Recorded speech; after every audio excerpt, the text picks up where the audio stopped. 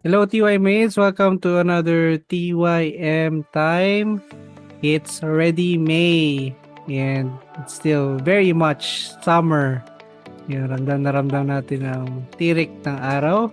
But of course, we are still very thankful to God for the many blessings. Let's keep ourselves hydrated, keep ourselves healthy, and likewise spiritually, let's keep ourselves flowing with God's Word. So, through our inspirational podcast, TYM Time, we invite you once again on another discussion about faith, life, and how we combine that and make that as one.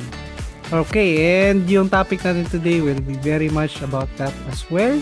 So, please look forward to today's topic. So, I'm here once again, your host, Minister Jervin. And aking mga co-host ay here, si Doc Isa. Hello. Hello, TY mates.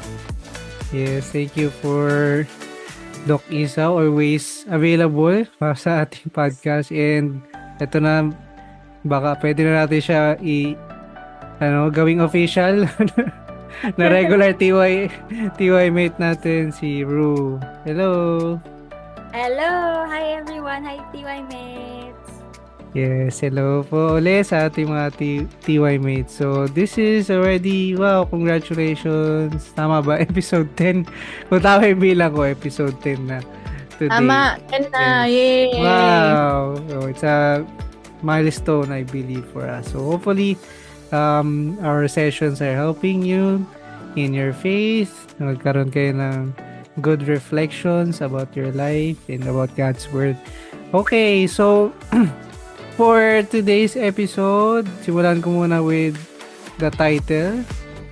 Or should I say title? So, first title is Conduct Your Daily Life Well.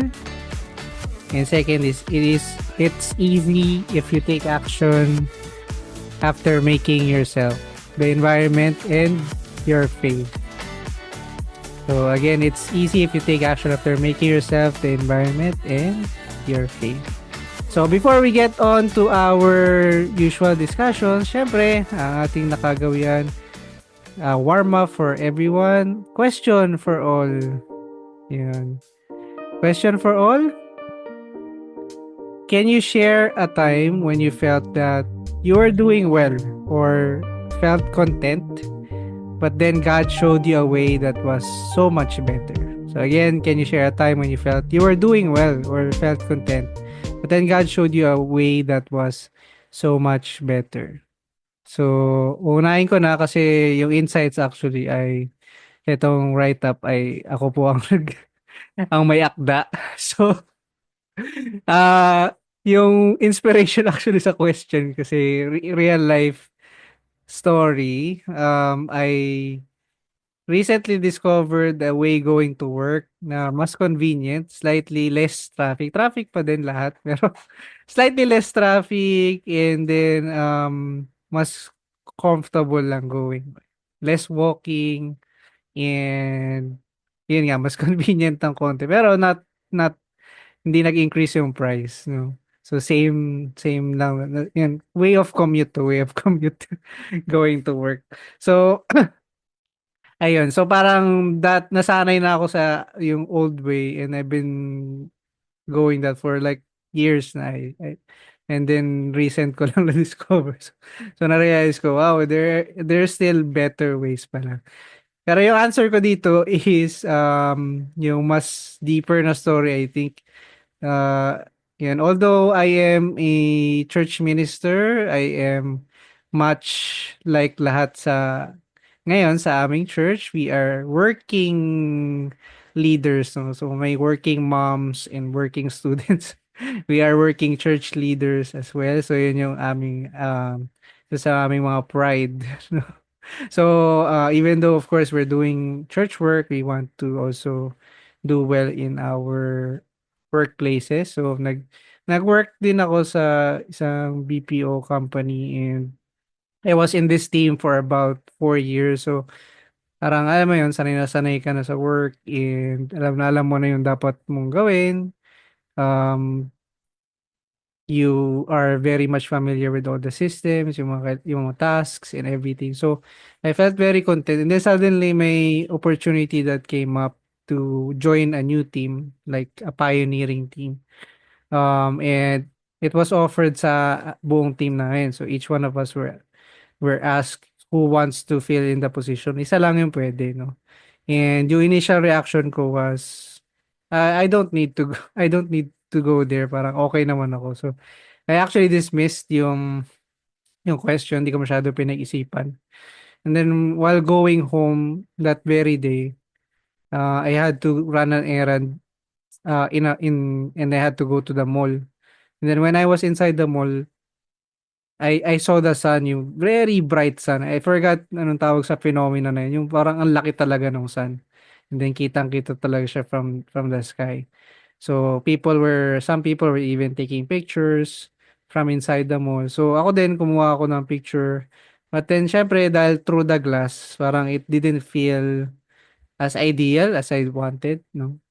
So tingnan ko nga sa labas. So paglabas ko, when I went out, hindi ko na makita yung sun. Parang na-block ata ng clouds or yung position where I was in, I just couldn't really see it at all. So when I went back to the mall kasi may bibilin pa rin naman ako, um, yan, nawala na talaga. And then completely even inside the mall, hindi ko na nakita yung nag-sunset na, no? Kasi pa sunset siya, it was late afternoon. And then I realized through that na yung opportunity was already there. That was the opportunity. So if hindi ko siya pinicture at that time, wala talaga. So I needed to do what I needed to do dun sa opportunity na yun. Then I realized, I think yung opportunity that was offered to me sa work was that opportunity na if I don't do it, even if parang di ko, yung circumstances ko, I felt I didn't really need to. Um, And then mahirap kasi alam mo yun, I need to learn new things or kailangan ko mag-effort kasi pioneering. So ako lang mag-isa yung gagawa most things. So I didn't really want to go. Pero I felt that was inspiration. So I followed that. The very next day, I told my bosses na I'll take the the offer. So I went to the new team and then yan, yung blessing dun is in the new team, I had so much less work na sometimes to the point maaga ako nakauwi. I don't have to work the full day. There are times like that. All. Ayun, pero yun, yun, it helped me with my other work nga, yun, sa church naman, and also yung housework and taking care of sa baby namin. So really was a blessing. And yung mga ka-team ko na remained in the previous team, they're still doing the same thing. Tapos madami pa ring work as usual. Parang so, na-realize ko, wow, God put me in a really much ideal place. Yun, if I didn't follow inspiration, I would have gone yung same, I would have been content, but then there's really so much, a way that was so much better. Ayun, so, yun na. Napagandaan ko, no? Kasi ako yung nagsulat eh. Kaya medyo napagandaan ko yung question eh. No? Oh, sige, sino nang mauna?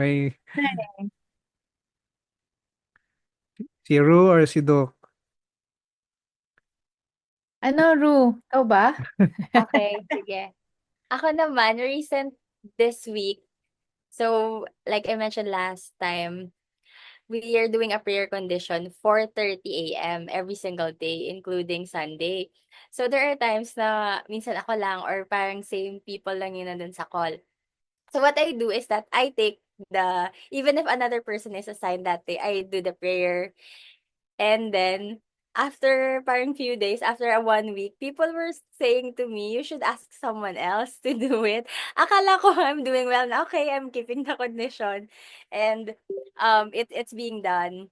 And then apparently people are kind of like worried, gano'n, bakit siya lang lagi mag-isa. Parang naawa sila sa'kin na hindi gano'n palang iniisip nila kasi ako okay lang. Okay lang, masaya ako, ganyan. Hindi naman ako nainis. Akala nila nainis na ako na ano, na may hindi gumagawa, may hindi nagwo-work. ganun talaga minsan sa team, right? If you're working, some people don't do their part and you cover, and it's okay. Sometimes it's okay, sometimes it's not. Pero in this case, since it's the first time, for me, it's okay lang that I do some work. But yun, apparently I was enlightened by two people. They told me, you should ask someone here like that. Do it in another way. So I was enlightened and I realized, yeah, it is better. And it's also inspiring to hear other people's prayer kasi they see another option, another point of view. And they're covering other parts na you might be missing in your prayer. So yun, I was really inspired and happy that it turned out that way. Yes, amen. That's true. Sakit Amen. yan, sakit po yan ng mga introverts na. We're okay actually doing things na tayo talaga. And we are kinda hindi talaga nag-a-ask for help, hindi keen on asking for help. Pero when we do, yun talaga we realize that there are much better ways we see from other perspective. So it opens up our perspective as well. So, yun. Thank you for sharing. So, si Doc na. Ako naman, hello, rinig niyo ako? Opo. Ako naman, in a better way. Before, I thought okay na yung ginagawa ko sa anak ko, the way I talk to him, I teach him, ganyan. And then, kasi natututo naman siya. Like, yung reading. Ang hirap turuan ng ewan ko, yung mga friends ko ang dali daw turuan ng mga bata magbasa, mag-start magbasa. As in yung pinaka-start. So, for me, I thought okay na yun, okay na yung effort ko na yan, dadalhin ko siya sa sa Kumon, and then, dadalhin ko siya sa isa-isa pa, may isa pang tutorial center. And then, tsaka ko siya tuturuan mag-isa. It was really hard, but I thought I was doing well. But then, after that, na-observe ko, may na-mention, basta may moment na nag-uusap kami ng anak ko. Tapos, may mga kwento lang siya. Tapos, dun ko na-realize na, okay, maybe itong method na to yung mag-work sa kanya. Yung kind of parang playing method. So, ayun, tinry kong gawin at nag-work na. So, I was so happy. But yeah, simple lang 'to na bagay, but if we look at it, parang sometimes kasi we are stuck in trying to solve a problem with the same method. But we forget now, tinuturuan na din tayo tinuruan na din sa atin before that if one method doesn't work, explore really another method or other methods until it works. So yun, dun ko na naman na-realize yung message na yun to us, yung coaching na yun to us. Na, oo nga, no, I kept on teaching him for more than a week, tas hindi nag-work. Tas yung pala, may another method pa pala. So, mula nun, ang dami kong pinagbibiling libro. So, nag-test ng sobrang daming methods. And finally, I found out ano yung method for him. So, yan lang. Thank you, Mr. Yes, thank you for sharing. Yes, so ayun. So, TY mates, meron din kayong gusto i-share, please share to us through email or text. We'll share it at the end of the podcast and nasa description din natin siya. So, again, I'll read the title. So, title for the message we'll discuss is Conduct Your Daily Life Well. And it is easy if you take action after making yourself the environment and your faith. Scriptures, let's read 2. Romans 12 verse 2. Do not conform to the pattern of this world, but be transformed by the renewing of your mind. Then you will be able to test and approve what God's will is, his good, pleasing, and perfect will. And then John chapter 3 verse 3, Jesus replied, Very truly I tell you, no one can see the kingdom of God unless they are born again. Amen. So, first principle for this message, let's read. I'll read. You are born again by receiving a new mind through God's word. So, you are born again by receiving a new mind through God's word. Our life, how we see, hear, think, and act are all determined by our heart and thoughts. If our thoughts are changed and become new, we can be deemed as people with a new life. Even Nicodemus, who was a religious leader of the Old Testament, was baffled when Jesus said he needed to be born again to enter heaven. However, the true meaning of Jesus' words was spiritual. It was only by receiving Jesus' new words of the New Testament that the people of the Old Testament could escape the life of servants and be born again as children of God. So now let's share our takeaways for this principle. Sige, si Doc naman ang mauna. Ayun, hello again, TY mates. So, I think common to sa Pilipinas, no, yung being born again. But in the context ng principle na to kasi, even if Nicodemus was a religious leader, hindi niya alam yung context ng meaning ng being born again. So, for me, ang key takeaway ko dito, it's really to, parang for me, as a Christian, parang madali na siyang intindihin to be born again. Kaya lang, how are we being born again ba? Um, mga TY mates, marami kaming lessons about this. But siguro, there are different depths of understanding being born again. But for me, siguro share ko lang ngayon is yung itong thoughts. It starts with our thoughts. And yung thoughts natin na mapoproduce, i-act ng body. So, once our thoughts are born again or are renewed, kumbaga parang kanina, na-enlighten tayo na, okay, there's another method. Then, mag-iba na yung galaw natin. Mag-iba yung actions natin. So, I think that's already being born again. The first step is for us to be enlightened. However, it's very hard to be enlightened unless mapunta ka sa circumstance na wala ka talagang choice kundi kailangan mong pag-isipan. So, siguro, for us to start being born again, we need to rethink. Or, ang tawag nila doon parang introspection, parang self-reflection. We need to pause and look at ourselves.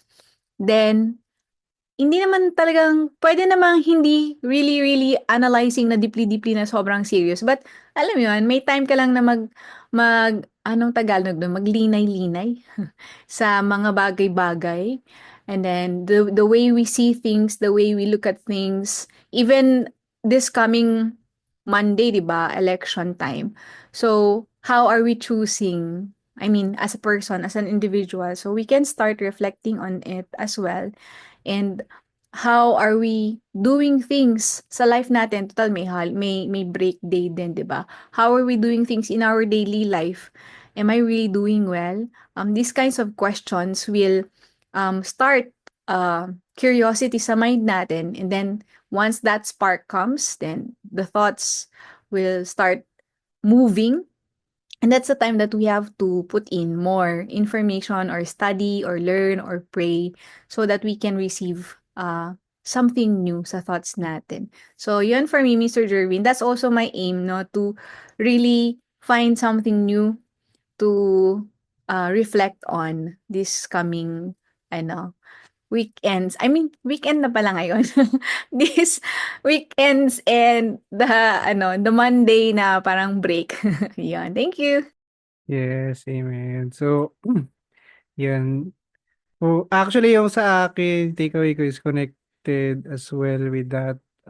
Yung thought nyo, yung sa first part na shinare nyo, which about born again, na parang it's no longer baffling for us. Parang hindi na siya confusing sa atin compared to back when Jesus told Nicodemus first, no. Kasi nga syempre narinig na natin siya for a long time. Pero although hindi na siya confusing, so meron ding other side na it's not also as deep. We're not able to think as deeply into it. So yun, new life, yung life natin is nasa ating pag-iisip. It's in our thoughts. So like yung main scriptures, Romans 12 verse 2, do not conform by the pattern of this world, but be transformed by the renewing of your mind. Diba? Transformation. It's like being a new person, being born again. It's by the renewing of your mind. It's really important na magkaroon ng new mind, and connected din sa ating question earlier.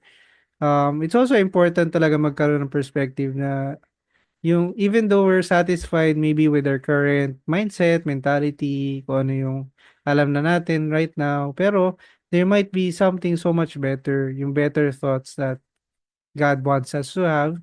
So we should be open to that. No? We should continuously receive that new mind. Yun nga, according sa principle to through God's word. So yun yung sa akin. So si Ru naman, for takeaway on this principle. Yeah, sa'kin naman, I think, it's good that we should be hearing from other people, from friends, family, that, "Oh, you've changed.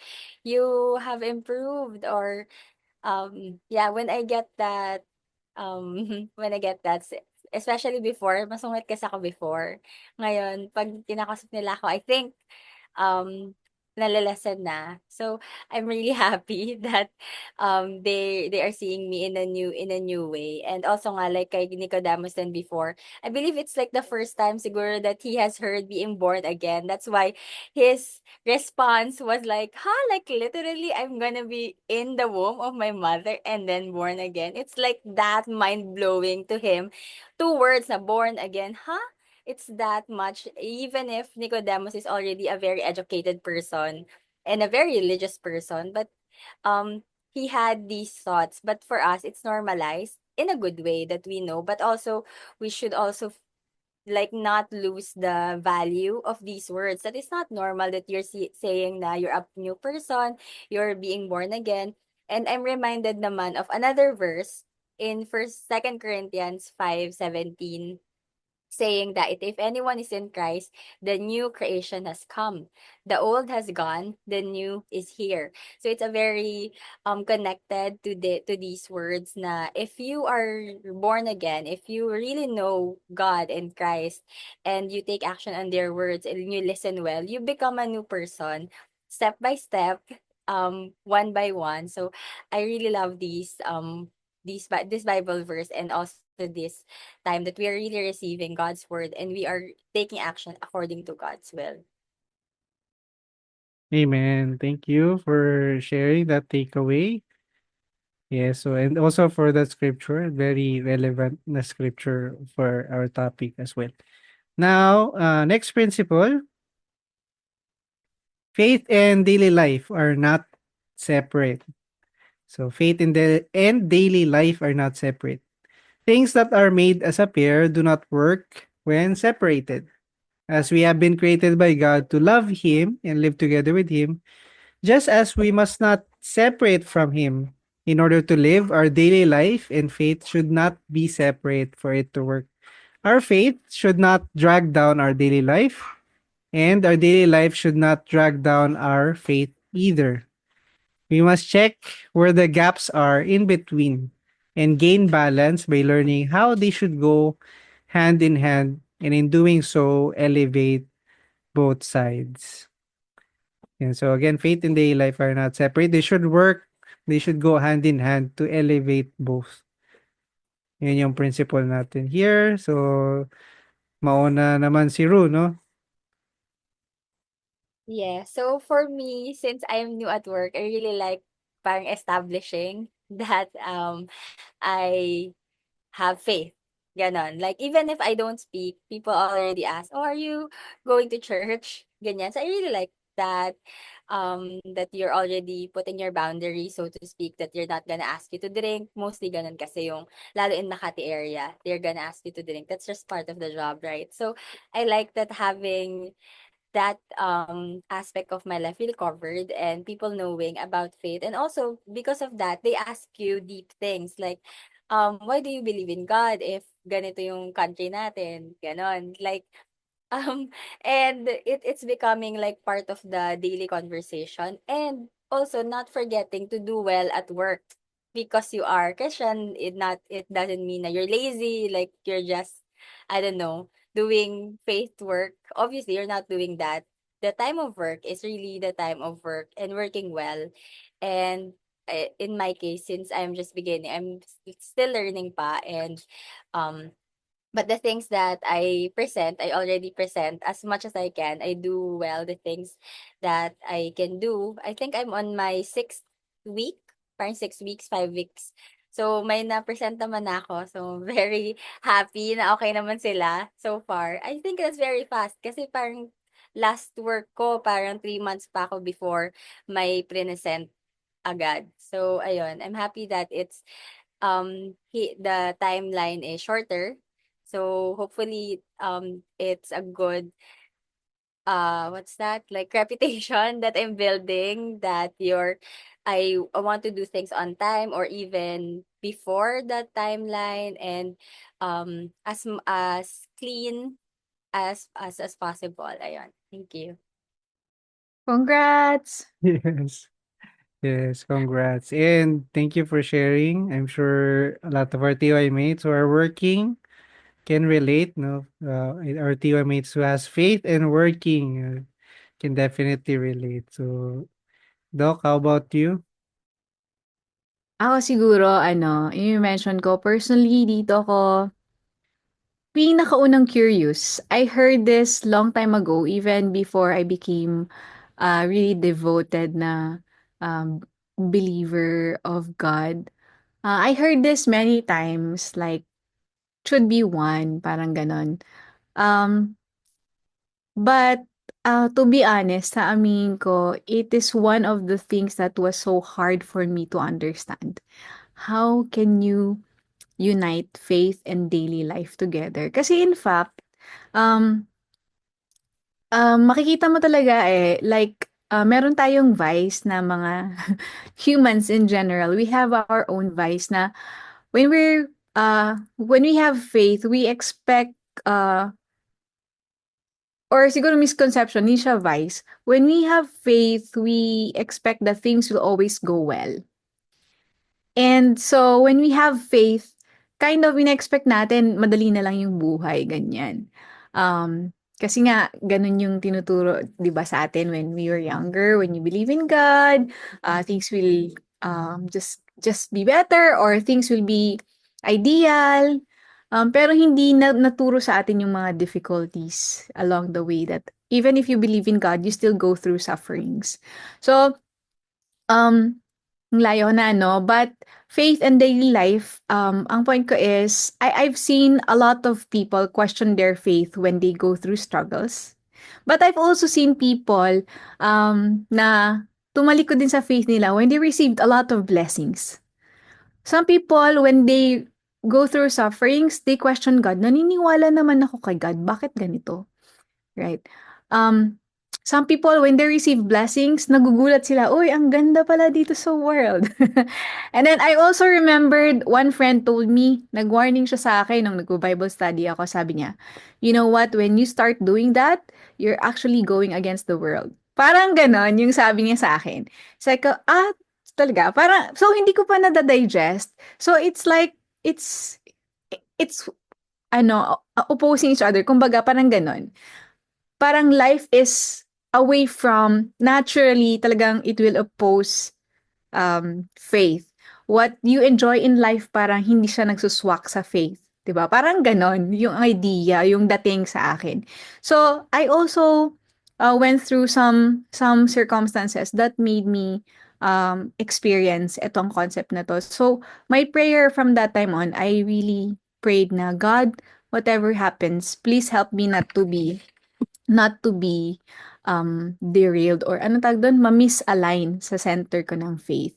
So, I'm always praying for that, because yun nga, when we receive a lot of blessings, nafo-focus tayo sa blessings, and we might say thank you to God, but then again, ano tayo doon, parang, oy, enjoyable to, I will do this more, parang ganun. But when we are going through sufferings, may mga moments din that sometimes we may ask God bakit nangyayari to, or sometimes magli-lead sa questions, or even doubts. So I'm always praying na hindi yun, I mean, I will always have the discernment to do that. And then that's the reason, that's the way na I realized how faith and life should be one. It's a deep concept, I think, and it's very hard to understand unless you experience it. But I think mainly it's about deciding, before deciding, asking for the will of God first. And that's why we need to read the Bible a lot. Because, like for example, si Job, nakuhaan niya siya ng blessings, but still he didn't go away, stray away from his faith kay God. Those people who were blessed naman, they give glory more to God, like King David, right? So, if we continuously read the Bible, then we will realize how to really make our life and our faith one.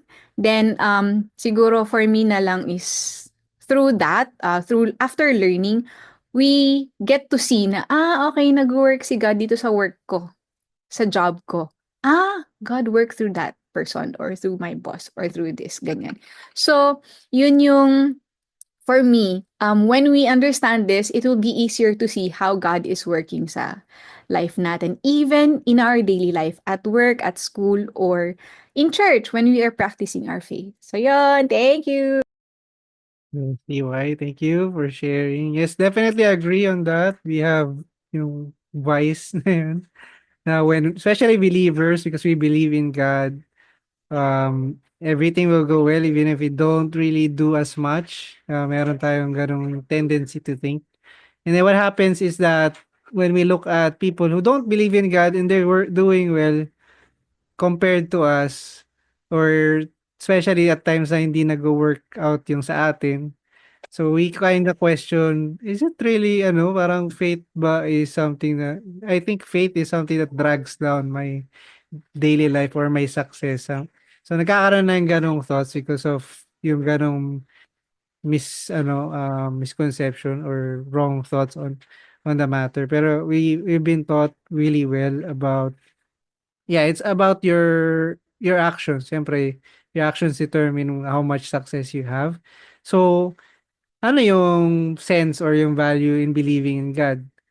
It's when you also take action upon believing in God, then you're greatly blessed even more.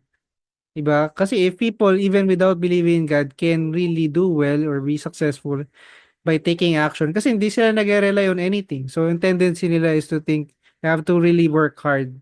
I work hard twice as much or thrice as much kasi I don't have anybody to rely on but myself. Pero on us, if we work with the same mentality, I have to work yung part ko on my own. I have to do as much, twice as hard. And then upon that, believing in God as well, yun yung foundation. Di syempre, you receive din yung double na blessings. Yun. It's living together talaga with God as yung nauna natin na principle na na share din earlier. Yan, dito sa principle na to. Yan, it's about living with God together na I think nagkakaroon ng separation yung faith tsaka daily life pagka kasi si God is separated. Parang we're living separately kasi. So, yun yung doon natin makikita yun. Mag-unite yan if yung purpose natin is both faith and both daily life. It's for God. Parehas yan. Yung body natin, yung life ng body natin, it's for God. And then yung life ng spirit natin, it's also for God. And then ano na matira sa atin? God will take care of that. Yung ganong klase ng mentality. Then it's taken care of even much more better kasi God takes, how well would God treat you as an almighty being compared to how well you can treat yourself the best way. Di ba? I cannot really compare. So, pag nagkaroon tayo yun yung isa sa mga, yun na yung takeaway ko, pag nagkaroon tayo ng mindset na yun, na we're living together with God, and then yung purpose natin is one, yung will is one, dun na hindi nagsiseparate yung faith daily life and you're really progressing, developing both physically and spiritually. Yeah, so hopefully it's not it's a deep topic, so I hope we can pray about it, reflect a lot on it, no? Ayun. So now for our actionable insights. Yeah, so first is come out of the old path onto the new. Come out of the old path onto the new. The ideal world that we have been waiting for is right before you, but we cannot receive it if we do not discard our old life. Just as a baby must come out of the womb when the time comes, when God's time comes, we must be born anew by listening to the new words He gives through the one He sent. So, takeaway ako na naman ang mauna, no? So, takeaway for me here or yung actionable insight, meaning yung how will I apply it in my daily life? I think medyo na-share na rin natin siya sa ating question for all earlier. Ayan, I want to be able to open my thoughts dun sa mga spiritual thoughts ni God. I've more and more I realize there's so much more that I can do better when pag na-receive ko yung new thoughts or yung new inspiration ni God compared sa mga already things that just relying on my own or my own thoughts. And more and more as time goes by, I realize that. So I want to be better and it's true. If you cannot, you have to discard yung old life muna or yung old thoughts. Then you can take yung new thoughts ni God. So you have to you have that empty heart. So it's something that should be included sa prayers natin in our daily life saka daily reflection. How can I empty my heart? How can I accept yung better thoughts? So that's for me one what I want to apply regarding this insight. Okay, si Ru naman, tama, no? So si Ru naman, how would you apply this in your daily life? Yeah, so this one, I remember din yung recent message that we heard about God's will. So God's will daw is not just us accepting God's will into our heart, but really like getting out of our getting get like elevating ourselves to the level of God's will, which is really mind blowing, right? Like it's not just you pray for God's will to happen, but you don't make God you don't make God's will smaller and fit it into your heart, into your according to your level lang. But really God has so much more plans and will that it's we cannot comprehend, 'di ba? But we can start with prayer like what Minister Jervin said, emptying. It should be like part of our life, surrendering to God and also not having your own preferences, right? Of course, we cannot help but have yung preferences, but as much as you pray more and more day by day ganyan, it really helps you see things in right and left in other directions, in other aspects, that God is really giving you inspiration, not just by yourself, but with other people or with God's word.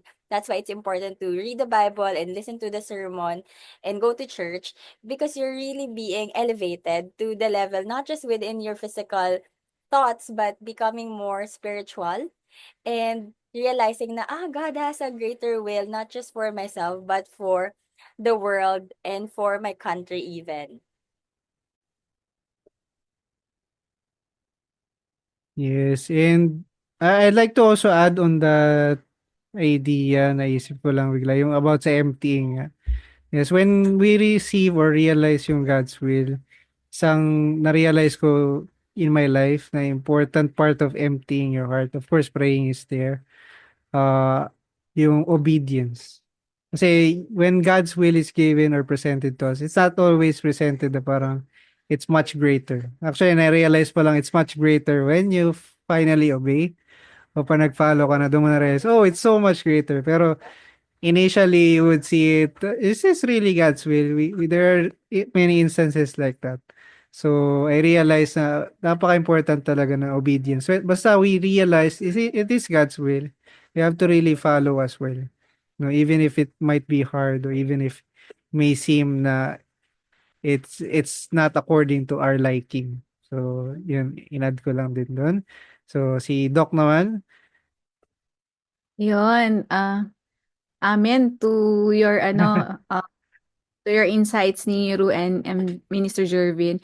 For me naman, itong discarding our old life, I think this is really important. First step, when we are trying to have faith or to have a serious relationship with God, first is to really discard our old life. Kumbaga, yun nga, entrusting it to God. Um, some people find it weird because maraming mahilig magplan. Mahilig din kasi akong magplan. But then I realized, yun nga, parang our planning, it's within our own knowledge lang. But if we um, ask the whole Trinity's plan, then just like what Mr. Irvin said, I really like what you said na you realize I realize that it's really much better when you start to obey. So, sobrang agree ako dyan. Um, I've I have different experiences dito, pero siguro yun na lang, yung i-share ko na lang yung prayer ko na yung sinabi ni Apostle Paul na dying every day, right? It's to die every day. It's not literally to die every day, but it's to really align our actions and thoughts with what is written in the Bible. I remember yung sa Bible scripture, right? Sabi, pag sinampal ka sa kabilang pisngi, bigay mo pa yung kabilang pisngi. Parang kung hindi ka kung hindi ka naniniwala kay God or kay Jesus, it will never ever, even if 100 years pass, you will never ever do that. But once you believe in Jesus, once you believe in God, you will follow even if it's hard, even if it will cause you suffering and harm. And then once you follow, that's the reason, that's the time na ito pala yung heart ni Jesus. Ito pala yung heart ni God. Ang hirap yung hindi ka gaganti kasi I feel like we are naturally born na gaganti. Parang ganon. May instinct tayong gumanon. Pag nasaktan ka, gusto mo ring manakit. Parang ganon yung basic natin as humans. But that is why revolutionary yung mga messages ni Jesus. But yeah, what I'm saying here is let's try to align our thoughts with the Bible and the sermons. Then magugulat ka na lang one day na parang, I'm different. That's the moment that ikaw na mismo naka-feel, that's really something big already. It's a big step. And then when people start noticing you, like parang sinabi ni Ruden, that's the time you realize na ang layo mo na from the old self. And it can be done. What I'm saying is, it can be done because it has been proven and tested for the past years, even the time of Apostle Paul and Jesus. So yun, TY mates, I encourage you to listen to our podcasts and even join our Bible studies for you to experience as well itong discarding our old life. Yon, thank you, Mr. Jervin. Yes. UI mates, it can be done. Truly. We can say that kasi we also experienced that in our lives. We also felt that na really big changes can happen or nagbabago ka as a person yun. Born again, right? You can really feel that. So I hope na through God's word, you can also feel that as well in your lives. Now, last na actionable insight natin is make your path of life perfect.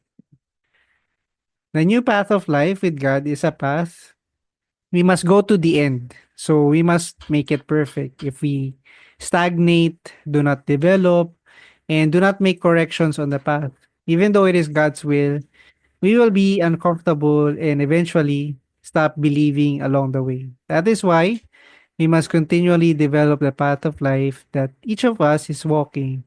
If we don't do it, it's not made. We ourselves should do it because we know our individuality and uniqueness the best. But we must never forget to take action always within God's will. Therefore, we must learn about God perfectly. Then we are able to insert our own life into God's life and thus make our life shine the brightest. Yeah. Na-mention nga actually, no, itong part na to, inserting our own life to God's life na share kanina ni Ru earlier sa kanyang takeaway din, no? So, yan, inserting our life into God's life to make it shine the brightest. Yan. Since na-mention niya na rin, ituloy niya na. So, siya na rin mauna mag-share na kanyang takeaway. How will you apply it in your daily life? Yeah, I think it might be scary in the beginning if you hear, make your path of life perfect. Grabe, perfect. Mm. So, pwedeng ano muna, Like, di ba? But it's scary if you hear it. But actually, it's from Jesus. Jesus is the one who said, "Be perfect, just as your Father is perfect." And actually, it's Moses who said it first in, I think, in Deuteronomy. Moses said, "Be holy, just as God is holy." So it's really the way of being united with God. It's the way of being spiritual. Also, it's the term perfect. Maybe we have our own definition kasi of being perfect, but the definition of perfect from God is also different. It's listening to the word, it's obeying God's word, it's doing things according to God's will. So therefore, we must begin with hearing about God, learning about God. That's why, like, we're encouraging you to read the Bible, and also we're inviting you to our Bible studies so that you can also begin your life of faith step by step, so we can live a life that is more perfect, just as we were in the beginning. Parang hindi mo talaga alam what to do, how to really achieve a better life, but step by step you become new, and after a few years ganyan, you don't recognize in yourself like how far I have come indeed, right? So it's just also giving me hope na if I was able to change, other people can also change, and we can even tell other our family members, our friends, and people who might be listening to this, who want to also upgrade their life of faith, of daily life, that there are better things, and you can really shine your life the brightest if you do things with God. Amen. That's it for me. Amen. Yun, na-share nga ni Runo, less masungit ka na ngayon, no? Sabi, sabi mo kanina, pero less lang. Yan, masungit pa rin konti. Ayun. So, ayun, yan, on a serious note to, sa, continuing from that, yun nga, yung takeaway na yan, I like that takeaway as well, yung definition natin ng perfect. I remember yung mga sermons, yung teachings I've heard. Yung when we're asked to be perfect, like God is perfect, it shouldn't come as strange or parang sobrang, it's not really possible. It shouldn't come as that. It should be as natural. Kasi as human beings, we're able to make things perfectly, like gadgets or devices, di ba? They're not gonna work pag hindi sila ginawa perfect, di ba? The car will not move kung hindi siya na-assemble perfectly or hindi siya na-build perfectly. So ourselves as well, God created us that we can be perfect. That's actually yung hope itself in that scripture, yung nasa Matthew 5:48 yun, di ba? Be perfect like our heavenly Father is perfect. Yun, that's the hope there kasi we were created to actually to reach that perfection. Pero another tendency of course is we might think na when we follow God's will, the path is already perfect from the beginning. Parang you just need to walk it. Pero, yun nga, yung sa message, in this message, we learned, isa sa mga, yun nga, insights from it is, you have to make corrections along the way. You have to pave or polish yung path. Diba? You have to smoothen it. Kasi it's your own path, diba? You're gonna walk it. And then you have to walk it until sa destination at the end. And syempre, it's a long path, di ba? It's your whole life. It's your whole life. If there's a road that you will walk on 1,000 times your whole life, hindi mo ba siya gagawin so that you can walk on it comfortably? Di ba yun yung, so parang yun yung concept na yun. And isa sa mga realizations ko rin in my life of faith, I should really realize, so yung pinaka application for me here in my life. I should really realize yung mga responsibilities ko. Especially in recent memory, even up to now, yung mga na-realize ako na, yung ganito pala, inaasa ko pa kay God. Pero actually, sa akin to eh. Parang for example, yung na-mention ko, I think in our previous podcast, yung pagising sa umaga para mag-pray, sa akin to eh. Ako to yung gigising, ako yung babangon. Tapos parang meron ako minsan tendency na kung talagang gusto ko ni God mag-pray, di ba dapat babangon ako automatically? Parang Parang may gano'ng mindset and then na-realize ko, "Eh, that's wrong. Bakit gano'n? Bakit ko inaasa yun? This is mine." 'Di ba? So like that, may mga other things pa ako realize, "Oh, this is mine. I should do it." It's part of my path that I should make. 'Di ba, ginawa na ni God yung path and then as I walk it, siyempre there are parts na I have to make, I-realize. So, yun yung takeaway ko and my application on this. So last na si Doc ang panapos.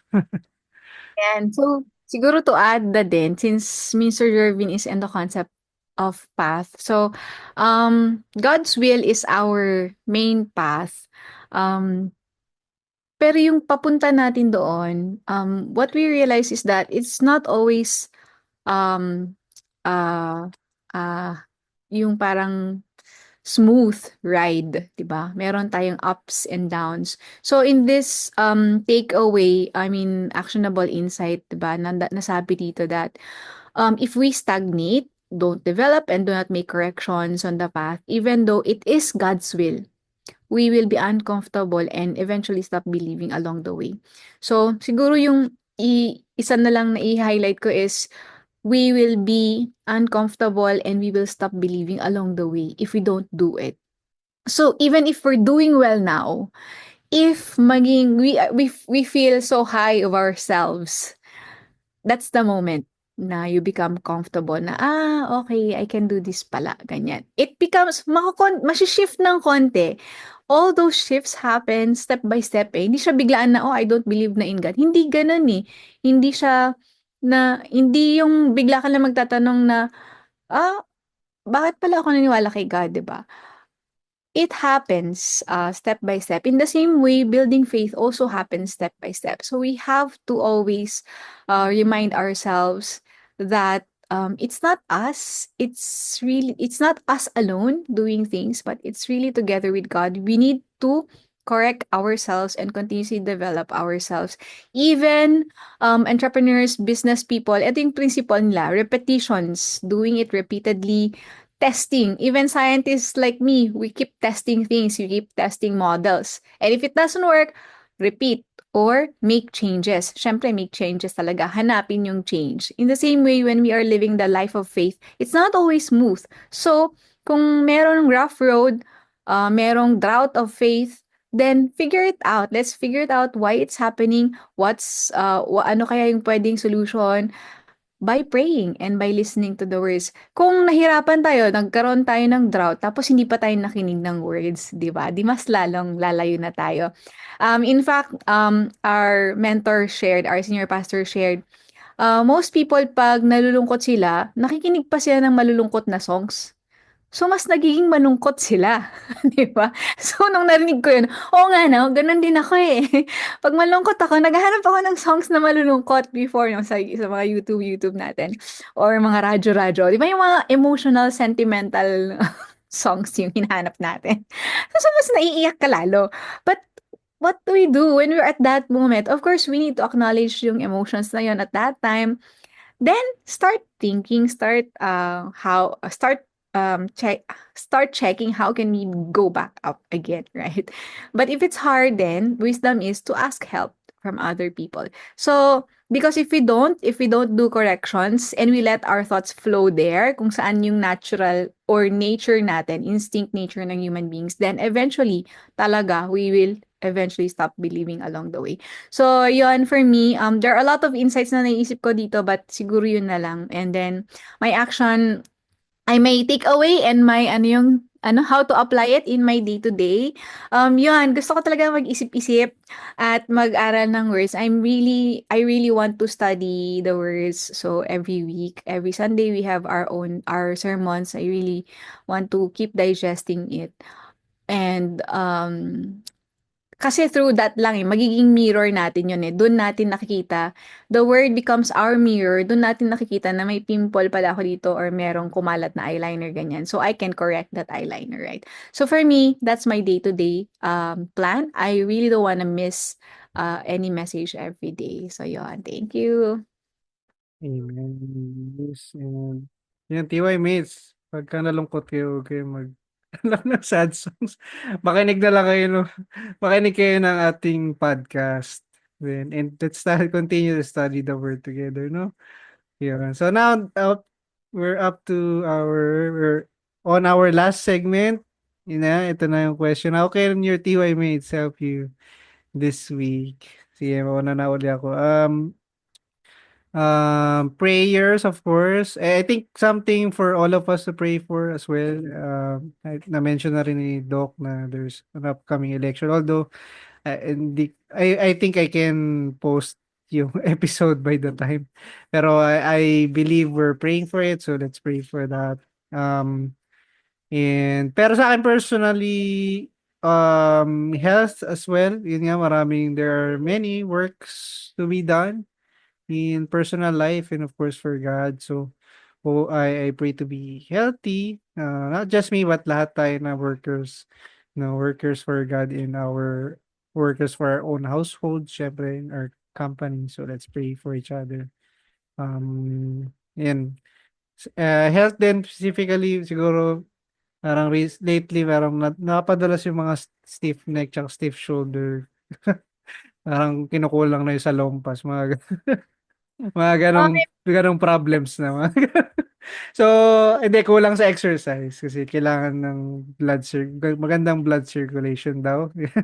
Kailangan na exercise para maganda yung blood circulation. Pag di daw maganda, then marami kang ganon. So, yan. Hopefully, I can do better sa exercise part. Ayun, yun sa akin.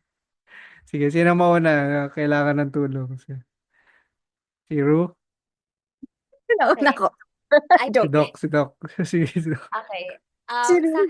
Si Sa Ru. akin din, prayer for health. And na-remind ako, no, pag tsaka ka may sakit, tsaka mo nare-realize yung mga hindi mo pinapansin, like, okay ka lang, ganyan. So, yeah, especially since I had a friend who I visited in the hospital. So, medyo major operation. So, ah, kami nung friend ko na nag-visit, parehas kami bumili ng gulay. After, bumili kami broccoli. Sabi, "Ay, kailangan bagong buhay na tayo, maglalakad na tayo, yung mga part na puwedeng lakarin, lalakarin 'yan." Parang dun ka nagigising. Right, so before that happens, hopefully all TY mates just exercise and, yun nga, faith and life. Hindi na tayo magpe-pray na magiging healthy, but we really do our part, right? We eat vegetables and we lessen sugar, and hopefully we can lessen coffee. And also, I'm halfway na with my Bible reading. Nasa Psalms na ako. So, I'm done na with the hard part. That's why marami akong mga naalala na Bible verse naman today kasi matatapos na ako. Yes. Yes, congrats.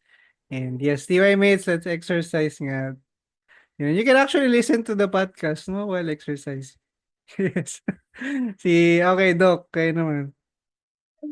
Same, prayer for the elections, upcoming elections. I really hope we can improve our country through prayer. And syempre, we want to support our leaders kung sino yung ma-elect, but would be better kung yung ma-elect doon is somebody who will really be an instrument para ma-fulfill natin yung will ni God, and somebody who's clean, really clean, righteous before the Holy Trinity. We cannot judge naman, 'di ba? But we want to, of course, there are some data na alam natin, basic, but uh, God knows everything. So what we can do is to really ask help from God. And for me naman, personally, this week was extreme. Sobrang, until umabot ako ng 9:30 or 10 every day, from start again, 4, ganyan. So, I asked Ru for prayer. Sabi ko, prayer for strength.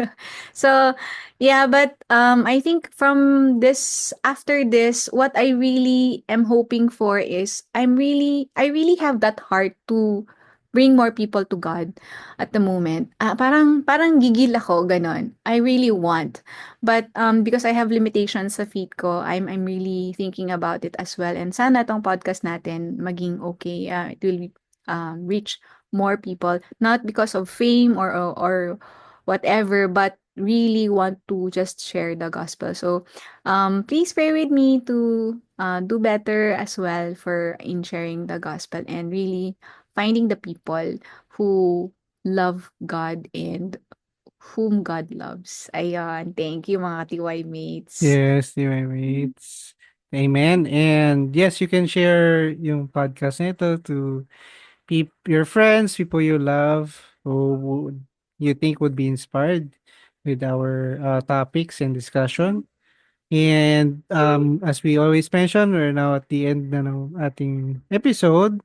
You can comment, give us feedback, share your stories, testimonies through our email tympod.ntgm@gmail.com. So tympod.ntgm@gmail.com.